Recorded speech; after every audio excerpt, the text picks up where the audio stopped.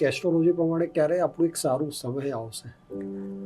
Astrology પ્રમાણે જે મોટા એસ્ટ્રોલોજર્સ છે એમના કહેવા પ્રમાણે, મારી પોતાની સ્ટડી નથી, હું હજી તો શીખી રહ્યો છું આ બધું, તો એમના કહેવા પ્રમાણે કે જનરલી વર્લ્ડ માટે હજી કદાચ થોડો ઘણો સમયગાળો એવું કહી શકાય કે ફિયરનો બની શકે છે. કેમ કે આ સમયગાળા દરમિયાન ઇન્ડિયા અને પાકિસ્તાનમાં બી કંઈક નાનું મોટું બની શકે છે. અને સાથે સાથે જે ચાઇના છે અને તાઇવાન છે, આ બંનેનો ઘટનાક્રમ પણ બની શકે છે. ખાસ કરીને બધાનું એવું માનવું છે કે એપ્રિલના મિડ સુધીમાં આ ઘટનાક્રમ બની શકે છે. પણ જૂનનો જે સમયગાળો કહેવામાં આવે છે તે બધા જ માર્કેટ માટે ખૂબ સારો હશે. ખાસ કરીને આપણું સ્ટોક માર્કેટ હોય અથવા તો કોમોડિટી માર્કેટ હોય, તો આપણું ફિયર કર્યા જેવું લાગતું નથી.